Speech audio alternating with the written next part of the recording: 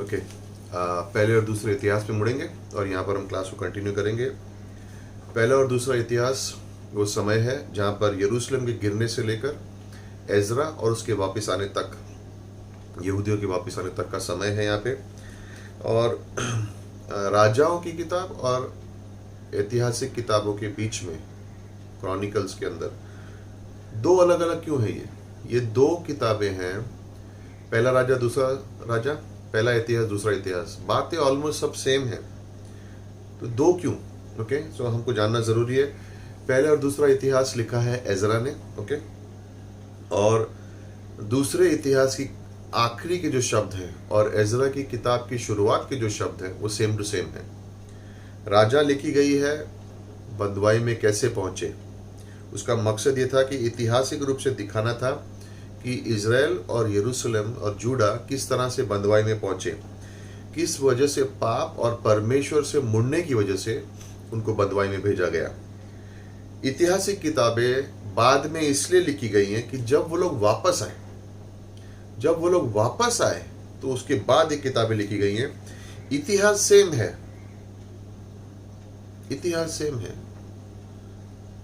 दाऊद से लेकर ज़ेडकिय्याह तक इतिहास सेम है, लेकिन लोग पूछते हैं फिर दूसरी बार क्यों लिखा गया ना। इसका मतलब ये है, इसका नजरिया अलग है। राजाओं की किताब में हम देख रहे हैं कि जो घटनाएं घटी वो मनुष्य की नजर से है। ऐतिहासिक किताबों में वो घटनाएं जो घटी परमेश्वर की नजर से कैसे हैं, और इसके बारे में हम थोड़ी चर्चा करेंगे। मैं थोड़ा स्लो जा रहा हूं, आप अपने आप लिख भी सकते हैं या बाद में देख भी सकते हैं।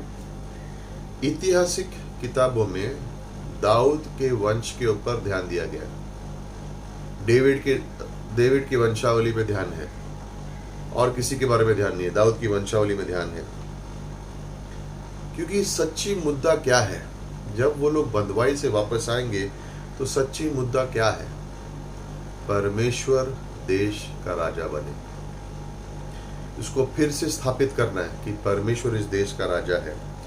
मंदिर के अंदर जो आराधना है उसे फिर से शुरू करना है कि ये देश परमेश्वर के नीचे है। ऐतिहासिक किताबों का मतलब ये है, ये देश परमेश्वर के नीचे है, उसको इसलिए दिखाना है क्योंकि ये देश परमेश्वर से दूर चला गया था, इसलिए परमेश्वर ने बंदवाई में भेजा, लेकिन ऐतिहासिक किताबों में ये वापिस आया है देश। ओके, ज़ेरुब्बाबेल मंदिर को बनाना शुरू करेगा, लेकिन परमेश्वर का वचन वापिस आया, वचन के अनुसार उसने सब कुछ किया। तो ऐतिहासिक किताबों में ये फोकस रहेगा, वचन वापस आना। एजरा जानता था परमेश्वर के वचन को और उसने इजरायलियों को सिखाया, ये मेन पॉइंट है इसका। सेम इतिहास लेकिन परमेश्वर के नजरिए से, मनुष्य के नजरिए से नहीं। यहाँ पर दाऊद की जो वाचा है उसके ऊपर ध्यान दिया गया है। ओके, याद रखिए पहले और दूसरे राजा की किताबों में मंदिर के बारे में ज्यादा कुछ नहीं लिखा गया, लेकिन पहले और दूसरे इतिहास में मंदिर के बारे में बहुत कुछ लिखा गया है। परमेश्वर का नजरिया है। यहूदी देश पर वापस आते हैं तो उनके पास सवाल होगा कि क्या परमेश्वर हमसे अभी भी प्रेम करता है, उनका मकसद क्या है वापस आने का, क्या परमेश्वर अपने वादे पूरे करेगा। क्योंकि बंदवाई में तो चले गए, अब बंदवाई से वापस आएंगे तो अब क्या। तो यहाँ पर उनको ये नजरिया दिखाया जा रहा है कि तुम जब बंदवाई में गए और वापस आए, अभी भी परमेश्वर की योजना तुम्हारे साथ खत्म नहीं हुई है। बंदवाई में तुम्हें भेजा गया शिक्षा देने के लिए, दंड देने के लिए, तुम्हें नाश करने के लिए नहीं। और एजरा यहाँ पे बताएगा कि तुम्हारी असली पहचान क्या है। पाप में तुम थे, तुम नाकार हुए, लेकिन परमेश्वर के वादों पर भरोसा करो, परमेश्वर अपने वादों को पूरा करेगा। खास तौर से दाऊद की वाचा। ओके, सवाल ये होगा उनके मन में जब बंदवाई से, क्या आज भी परमेश्वर हमसे इंटरेस्टेड है, क्या परमेश्वर आज भी हमसे प्रेम करता है। और एजरा उस किताब के द्वारा दिखाएगा, हाँ इसलिए तो तुमको वापस लाया, अगर इंटरेस्टेड नहीं होता तो वापस लाता ही नहीं था। कोई भी राजा, कोई भी शहर, कोई भी मंदिर, सबका नाश हो गया, लेकिन अब लोग वापस आ गए। राजा चले गए बंदवाई में, ये राजाओं की किताब में हम देखते हैं। ऐतिहासिक किताबों में देखते हैं साइरस राजा एक वाचा बनाता है कि जाओ मंदिर को वापस बनाओ। मंदिर को वापस बनाओ। और ये जो लोग जब बंधुआई में हैं उनके लिए ये आशा का कारण बन जाता है कि हम वापस जाएंगे, कि सिर्फ वो शारीरिक बंधुआई में नहीं है, आत्मिक बंधुआई में भी है, क्योंकि परमेश्वर के विरुद्ध चले गए थे और परमेश्वर उनको वापस लाएगा और उनकी सही पहचान वापस स्थापित करेगा। और ये सवाल उनके मन में बार बार आएगा, क्या परमेश्वर हमसे प्रेम करता है? और सवाल ये उठेगा कि क्या परमेश्वर दाऊद से प्रेम करता है? हाँ, तो उसकी वंश को बचाए रखेगा। और साइरस राजा ने क्या लिखा, इनको वापस भेजो ताकि मंदिर बना सके, उनको जमीन दो। और यही समय में दिखाया जाता है कि किस तरह से परमेश्वर परम प्रधान है, जो वो निर्णय लेता है वो निर्णय लेता है।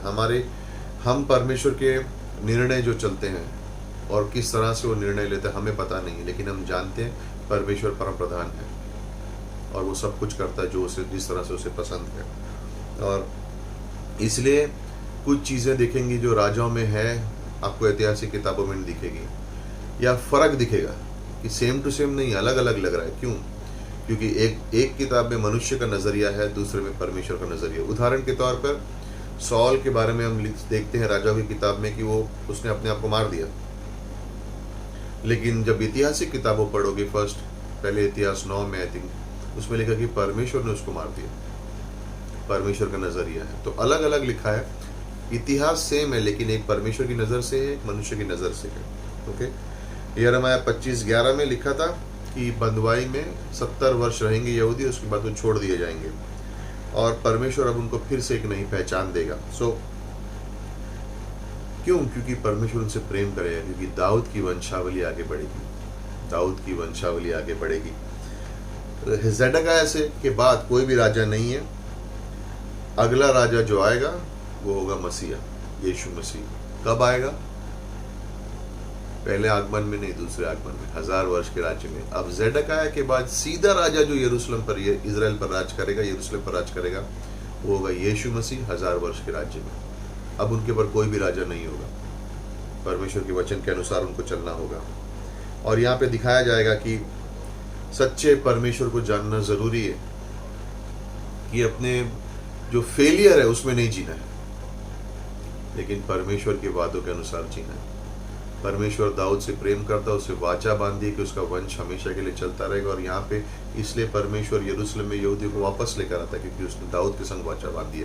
परमेश्वर अपने वादे हमेशा पूरे करता है, ऐसा कोई वादा नहीं जो परमेश्वर ने कहा कि मैं पूरा नहीं करूँगा, हमेशा सारे वादे पूरे करता है। ओके, सो जी, यहाँ पे इस किताब में हम देखेंगे उनका पाप में गिरने से पहले की वंशावली और उसके बाद पाप वापिस आने के बाद उसकी वंशावली है ना। और अब्राहम तक वंशावली जाती है। और ध्यान किस चीज पे दिया गया है? मंदिर में आराधना के ऊपर। और यहाँ पर आप बहुत बार देखोगे लेवियों के बारे में बहुत कुछ लिखा है, ऐतिहासिक किताबों में बहुत कुछ लिखा है। क्यों? क्योंकि उसी समय में परमेश्वर ने अनुमति के अनुसार मंदिर की आराधना वापस आ गई। क्योंकि मंदिर के अंदर क्या चल रहा था, वहाँ पे परमेश्वर का भवन है, वहाँ पर परमेश्वर की उपस्थिति है, तो उसके बारे में है ये, उसी वंश के अंदर। तो ये याद दिलाने के लिए कि तुम लोग परमेश्वर के नीचे हो। लाइक परमेश्वर इस देश का राजा है, राजा इस देश का राजा नहीं है, परमेश्वर इस देश का राजा है। और ये सबक सीखना पड़ेगा, उनको सिखाया जाता है। और यहाँ पे ऐतिहासिक किताब में ये भी है कि ताकि उनको वापस उस भवन में ला के आराधना करना शुरू करना है। क्योंकि यहूदी बहुत बार जाते थे भवन में, दिखावा करते थे आराधना का, लेकिन एक्चुअली आराधना करते नहीं थे। और परमेश्वर अब उनको बता रहा है कि तुम्हारा दंड हो चुका है, अब तुम देश में फिर से आ गए हो, अब अपना मन फिराओ। यशायाह ने लिखा था कि साइरस का मन फिराएगा, परमेश्वर राजा का मन फिराएगा और यहूदियों को वापस आने के लिए कहेगा। ये परमेश्वर की विश्वास योग्यता होगी। और यहाँ पे हम देख रहे हैं कि इस भविष्यवाणी को पूरा होगा। तीसरा मेन कारण है, यहाँ पर अब सिर्फ दाऊद की वंशावली के बारे में बात चलेगी। दाऊद का वंश, यहूदा में सिर्फ एक वंश चला, इजराइल में 9 वंश चले, लेकिन यहूदा में एक ही वंश चला। इन सब ऐतिहासिक किताबों में दाऊद का एक भी पाप आप देखोगे नहीं लिखा है। ऐतिहासिक किताब में बातशीबा का पाप नहीं है, यूराया की हत्या नहीं है, एब्सलोम का विद्रोह नहीं है, जो दाऊद के परिवार में समस्याएं हुई वो ही नहीं है, एडोनाइजा ने जो सिंहासन के लिए लड़ाई की उसके बारे में नहीं है। क्यों? परमेश्वर नहीं चाहता है कि हम अपनी नाकामियों के ऊपर ध्यान दें, वो नहीं चाहता है, लेकिन परमेश्वर के वादों पर ध्यान दें। बहुत अच्छा संदेश है यहाँ पर कि परमेश्वर नहीं चाहता है कि हम अपनी नाकामियों, फेलियर के ऊपर ध्यान दें, अब परमेश्वर के प्रोमिसेस के ऊपर ध्यान दो। और यही ऐतिहासिक किताब का फाउंडेशन है कि लोग, परमेश्वर कह रहे हैं मैं तुमको वापस ला रहा हूँ, बट इसलिए नहीं कि तुमने जो गलतियां की उस पर ध्यान दो, उसके फेलियर का तुमको ऑलरेडी दंड मिल चुका है। अब परमेश्वर पर ध्यान दो। परमेश्वर की विश्वास योग्यता, भले ही लोग नाकाम हो गए, भले ही लोग फेलियर में गिरे, लेकिन परमेश्वर की विश्वास योग्यता उस फेलियर से ज़्यादा बड़ी है, उस फेलियर से ज़्यादा बड़ी है। और इजराइल के बारे में लिखा भी नहीं है, ऐतिहासिक किताबों में, सिर्फ सॉल और उसकी मृत्यु के बारे में। इजराइल के बारे में बिल्कुल कुछ नहीं लिखा है, उत्तरी राज्य के बारे में कुछ भी नहीं लिखा है। यहाँ पे सिर्फ दाऊद के वंश के बारे में है कि किस तरह से परमेश्वर ने उसके वंश को बचाए रखा। और क्यों? क्योंकि मसीहा दाऊद के वंश से आने वाला है। परमेश्वर का नजरिया है। याद रखिए, ऐतिहासिक किताबें परमेश्वर का नजरिया है। अगर पहला और दूसरा राजा पढ़ के आपको अच्छा लगा है, मैं आपको प्रोत्साहित करूंगा कि पहला और दूसरा इतिहास पढ़ो, आपका मन बदल जाएगा। ये किताबें हम पढ़ते नहीं क्योंकि पहले 9 अध्याय में हम वंशावली को देखते हैं, हम कहते हैं यार सेम तो है। नहीं, पहले और दूसरे ऐतिहासिक किताबें परमेश्वर की दृष्टिकोण है, मनुष्य का नहीं है, मनुष्य का नहीं है। और इसलिए पहला और दूसरा इतिहास ज्यादा पढ़ना चाहिए। पहले 9 अध्याय अगर आपने पार कर लिया, और जल्द से पार कर लो, और उसके बाद उसको पढ़ो। और एक्चुअली ये आपकी असाइनमेंट भी हो सकती है कि ज़्यादा हम इसके बारे में जा रहे नहीं है, लेकिन इसके अंदर डिफरेंस बता रहे हैं। तो पहला और दूसरा इतिहास की किताब को आपको खुद पढ़ना है, ओके, खुद पढ़ना है, इसके अंदर डिफरेंसेस हैं। और यहाँ पे हम देख सकते हैं इस किताब में कि शैतान ने बहुत कोशिश की कि दाऊद के वंश को खत्म करने के लिए। अथालिया रानी के द्वारा एक ही बचा था, सिर्फ जोआश बच गया था, लेकिन परमेश्वर ने उसे बचाए रखा कि वो जोआश 7 साल की उम्र में राजा बनेगा और फिर दाऊद की वंशावली आगे बढ़ेगी। तो शैतान ने बहुत कोशिश की है कि दाऊद के वंश को नाश करने के लिए, ताकि मसीहा ना आ सके, लेकिन वो असफल है। और ये हमें सीखना है कि सबसे बुरे समय में भी, कठिनाई के समय में भी परमेश्वर विश्वास योग्य है। जब हमारे पास हमारे सवालों के जवाब नहीं है, याद रखो परमेश्वर विश्वास योग्य है। ऐसी परिस्थितियां आती हैं जिसके हमको पता नहीं कि हमें आगे क्या होगा, परमेश्वर विश्वास योग्य है। हम निराश हो गए, हमारा फ्यूचर क्या होगा, हम कैसे बढ़, परमेश्वर विश्वास योग्य है। पहला दूसरा इतिहास, परमेश्वर विश्वास योग्य है। और परमेश्वर यहाँ पे अपनी परम प्रधानता दिखाता है कि किस तरह से दाऊद के वंश को आगे लेके जाएगा। और उससे हम ये देखेंगे कि परमेश्वर ने क्या किया है। देखो परमेश्वर ने क्या किया, तो हम निराश नहीं होना है। और यहाँ पर एजरा आशीषों के ऊपर ज़्यादा ध्यान देगा, नाकामियों पे नहीं, फेलियर पे ध्यान नहीं देता है। ऐसा लगता है कि एजरा भूल गया कि इजराइल ने, दाऊद के वंश में कभी कुछ गलती हुई है। कुछ भी नहीं है, सिर्फ आशीषों के बारे में है। क्यों? क्योंकि जब लोग बंदवाई से वापस है, उन्हें पता था उन्होंने गलतियां की हैं, उन्हें पता था कि वो बंदवाई में थे, उन्होंने पता था कि परमेश्वर ने उनको दंड दिया। अब उनको किस चीज़ सुनने की ज़रूरत है कि परमेश्वर उनसे प्रेम करता है और उनके जीवन के लिए एक योजना है। इसलिए हम लोगों की नाकामियों के ऊपर प्रचार नहीं करते, उनके फेलियर के ऊपर ज़्यादा ध्यान नहीं देते, बिकॉज परमेश्वर उनसे प्रेम करता है। इमेजिन करो अगर आप बंदवाई से वापस आ रहे हो और लोग आपको, याद है तुम लोग बंदवाई में गए थे बिकॉज तुमने ये किया और तुमने वो किया, लेकिन ऐसा कह रहा है नहीं, अब परमेश्वर, वो जानते हैं ऐसे इंसान है। इसलिए चर्च के अंदर जब हम प्रचार करते हैं तो हमें पता है लोग पापी हैं, हम खुद पापी हैं, तो हम उनको याद नहीं दिलाना चाहते कि वो कितने पापी हैं, बट ये याद दिलाना चाहते हैं कि परमेश्वर उनसे कितना प्रेम करता है और उनके जीवन में उनके लिए एक मकसद है। क्योंकि सारा वक्त उनकी गलतियां, खामियों के ऊपर प्रचार करने जाओ तो लंबी लिस्ट बन सकती है, लेकिन कौन याद दिलाएगा कि परमेश्वर उनसे प्रेम करता है? कौन याद दिलाएगा उनको? सो ये बात है यहाँ पर। और पहले दूसरे अध्याय में 20 चैप्टर, और यहाँ पे हम देखते हैं कि अब वापस आ गए लोग, वापस आ गए। ओके, सो पहला इतिहास 1 से 9, ये वंशावली आदम से, 10 से लेके 29 तक दाऊद का राज्य है। दूसरा इतिहास 1 से 9 सुलेमान का राज्य है। 10 से लेकर 36 तक यहूदा की इतिहास के बारे में है। और इन कुछ चीज़ों के बारे में हम देखते हैं जो वहाँ पे नहीं लिखी गई हैं। सॉल के राज्य के बारे में नहीं है। दाऊद जो भागता है अपने जीवन भर सॉल से बचने के लिए, उसके बारे में नहीं लिखा गया है। बादशीबा का पाप नहीं है। युराया की हत्या के बारे में नहीं है।